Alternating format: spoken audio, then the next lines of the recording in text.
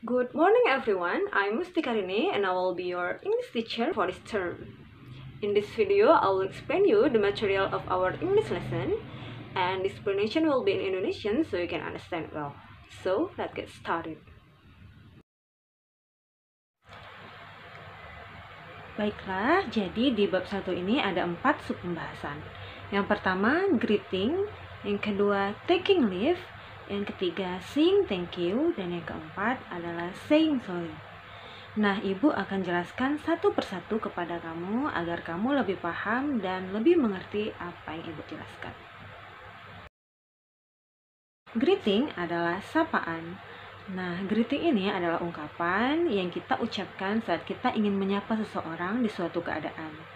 Ada berbagai contoh yang bisa kita pakai. Contohnya, good morning, selamat pagi. Good afternoon. Nah, good afternoon ini artinya bisa selamat siang atau selamat sore. Good evening, selamat malam. Good night, selamat malam. Nah, good evening dan good night itu punya persamaan dan perbedaan. Apa ya persamaannya? Jadi persamaannya adalah mereka ini sama-sama diartikan selamat malam.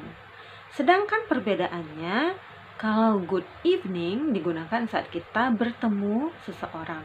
Sedangkan good night digunakan saat kita berpisah atau berpamitan kepada seseorang. Contohnya gimana ya, Bu?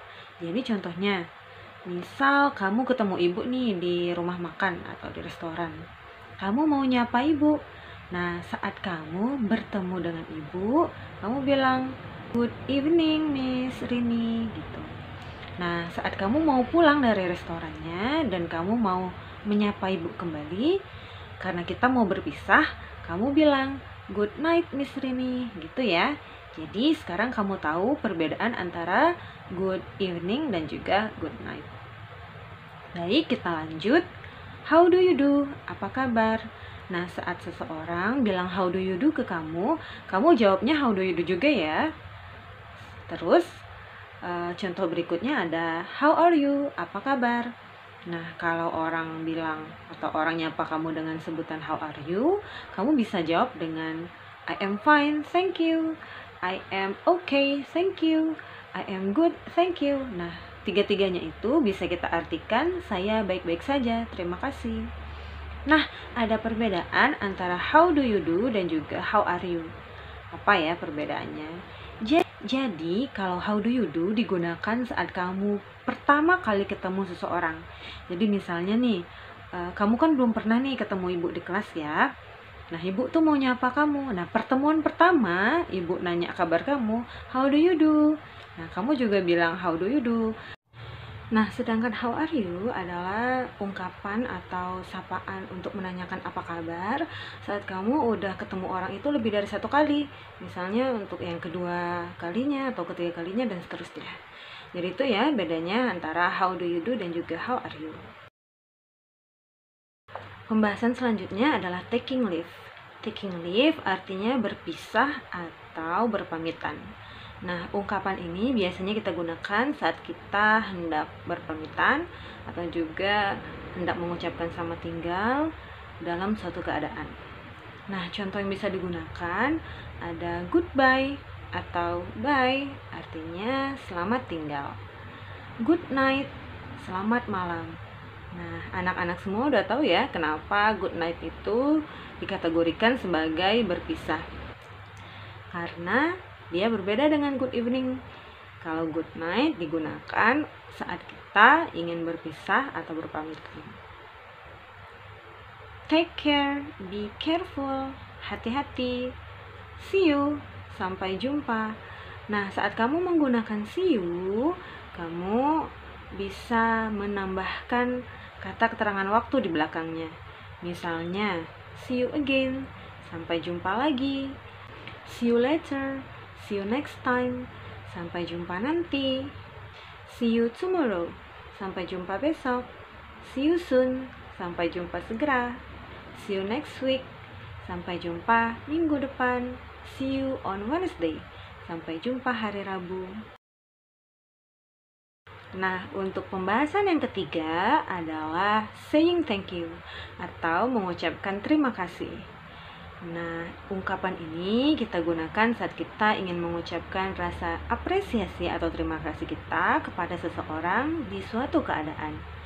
Contoh yang bisa kita gunakan adalah thank you, thanks, terima kasih, thank you so much, atau thank you very much, atau juga bisa thanks a lot, terima kasih banyak. Nah, saat seseorang mengucapkan terima kasih kepada kamu, kamu bisa membalasnya dengan ungkapan you are welcome, sama-sama, atau no problem, no worries, don't mention it, anytime, santai saja. Atau bisa juga kamu balas dengan my pleasure, dengan senang hati. Untuk pembahasan terakhir yaitu saying sorry atau mengucapkan permintaan maaf. Nah, ungkapan ini kita gunakan saat kita ingin meminta maaf atas kesalahan yang sudah kita perbuat. Contoh ungkapan yang bisa digunakan adalah I am sorry atau sorry, saya minta maaf. Forgive me, maafkan saya. I feel bad, saya merasa bersalah.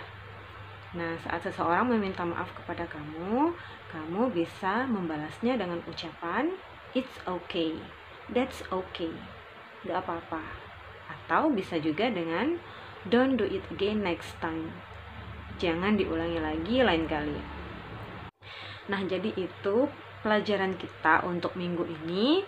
Kamu di rumah boleh mengulangi pelajaran ini dengan cara membaca kembali catatannya, dan untuk cara bacanya bisa kamu dengarkan di video ini ya.